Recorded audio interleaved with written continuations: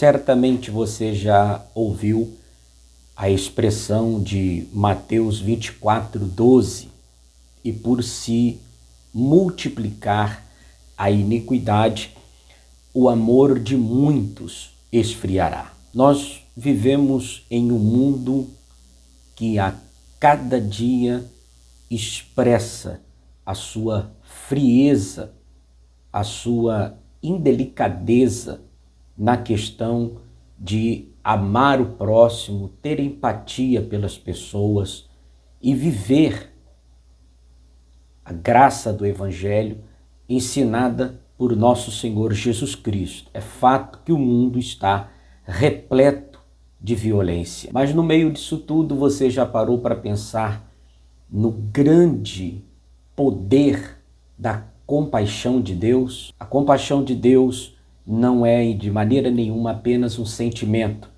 mas é um movimento de Deus em direção ao ser humano. E é sobre isso que nós vamos falar hoje no vídeo. Fica comigo até o final. Vamos embora pro vídeo.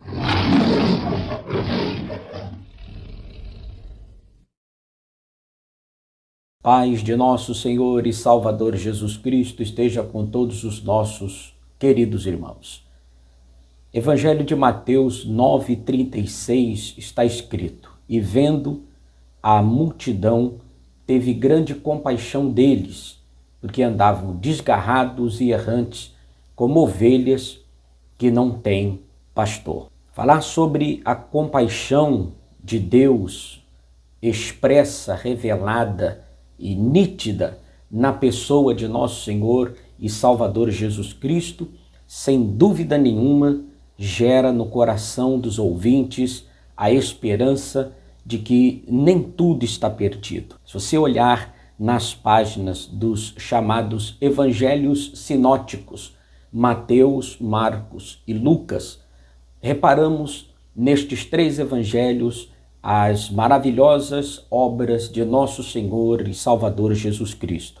E a pergunta que fica é, de fato, o que Jesus Cristo fez? Em primeiro lugar, ele teve um ministério que estava fundamentado numa tríplice missão. Primeiro, ele pregava. Segundo, ele ensinava. E terceiro, ele curava. A segunda pergunta que fica é, por que ele fez isso? E a resposta, examinando as Escrituras, sem dúvida é uma só. Ele teve compaixão das pessoas. Existe uma diferença quase que imperceptível entre a questão da compaixão e a misericórdia. E eu vou tentar explicar isso aqui para vocês. Primeiro, a compaixão, ela é uma espécie de sentimento, ou seja, é aquilo que está por dentro do ser humano. Em contraponto, a misericórdia de Deus em relação ao ser humano é a ação deste sentimento. Então, Deus sabe perfeitamente que o homem está numa condição de condenação eterna e ele sentiu por este ser humano uma eterna, profunda, incomparável compaixão. E como o nosso Deus jamais vai ficar apenas nas palavras, ele demonstrou esta compaixão no ato da sua misericórdia, se fazendo carne, habitando entre nós e morrendo no lugar dos pecadores. Quando nós observamos o texto falando sobre compaixão, a gente aprende que 9 vezes dentro dos evangelhos sinóticos, como já afirmei, Mateus, Marcos e Lucas, Jesus Cristo manifestou compaixão. E dessas 9 vezes que nós encontramos Jesus manifestando compaixão pelo ser humano, 4 destas ocorrências estão ligadas diretamente à questão da cura. Em Mateus 4, versículo 14, Jesus está curando os doentes na multidão. Em Marcos 1, versículo 41, ele está purificando um leproso. Em Lucas 7, versículos 13 e 14, ele ressuscitou o filho morto da viúva de Naim. Em Mateus 20, versículo 34, ele restaurou a visão de dois cegos. Esta é a compaixão de Deus pelo ser humano em ação, quando ele opera as maravilhosas curas. Em todos estes casos registrados nos escritores dos evangelhos, a palavra grega para essa expressão compaixão, ela é um pouco complicada de se falar, mas eu não sou especialista em grego, mas vou tentar aqui falar a expressão vocal desta palavra grega. Chama-se splenkinizomai. Splenkinizomai.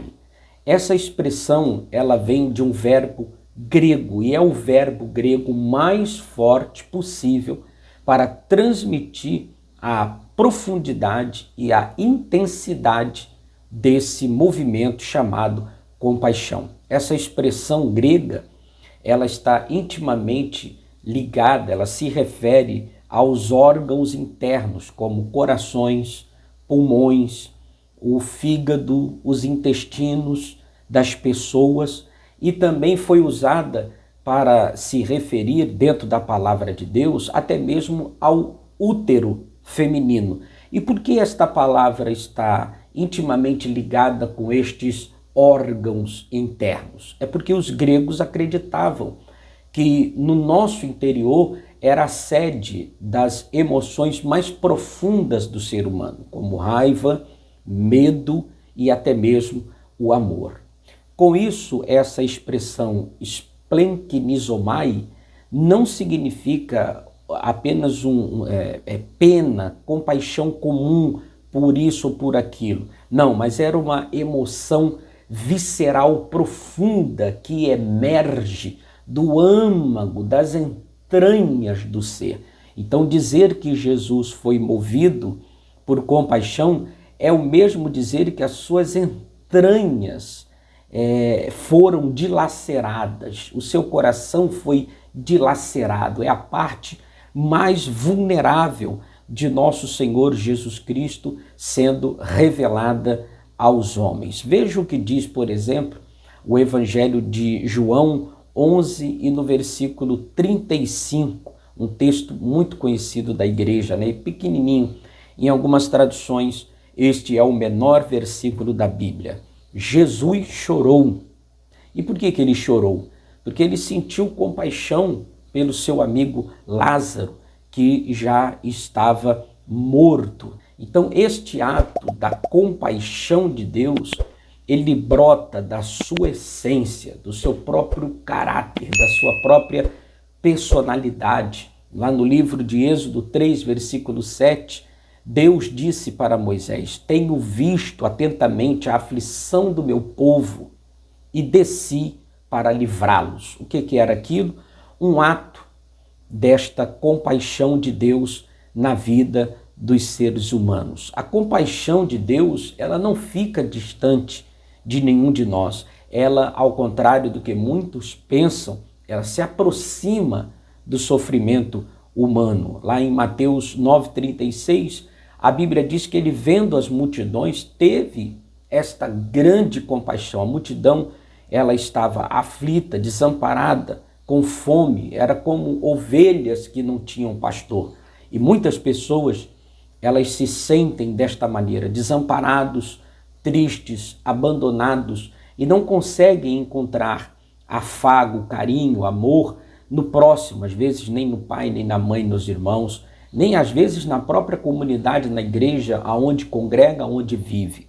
Eu separei aqui um versículo na minha velha Bíblia, do livro de Jó, no capítulo de número 6, que eu acho um versículo extremamente, maravilhoso, Jó, no capítulo 6, no versículo 14, está escrito: ao que está aflito, devia o amigo mostrar compaixão, ainda ao que deixasse o temor do Todo-Poderoso. Então vejam vocês, este ato da compaixão de Deus foi de fato e em verdade revelado aos seres humanos e provado pelos seres humanos. E nós, como igreja, devemos ser a continuidade desta misericórdia, desta compaixão, deste carinho, deste amor que Deus tem pela humanidade. A maior expressão da compaixão de Deus, sem dúvida nenhuma, como eu expliquei aqui no início, a diferença entre compaixão e misericórdia, foi o ato do Calvário, a morte na cruz do Calvário.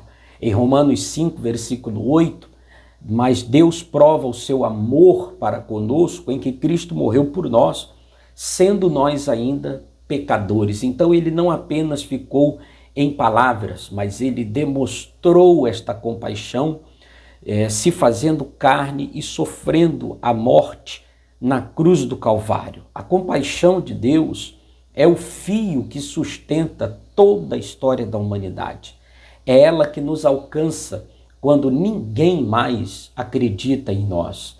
É ela que nos levanta quando estamos caídos e que nos convida a recomeçar quando tudo parece ter se perdido.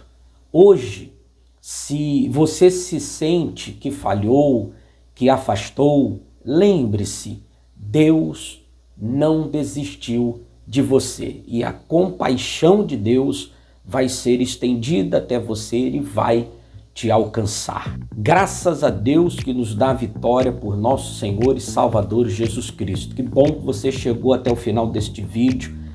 Eu tenho certeza que essa mensagem abençoa a sua vida. Quero pedir que você deixe o seu comentário aqui no vídeo. Deixe o seu like também, isso nos ajuda e fortalece. Pega o link deste vídeo, compartilha nas suas redes sociais com seus amigos. Alguém precisa ouvir esta mensagem e não deixa de se inscrever aqui neste canal. Nós temos o objetivo de alcançar 1000 inscritos até o final do ano e para isso eu conto com a sua ajuda. Deus te abençoe e até o próximo vídeo, em nome de Jesus.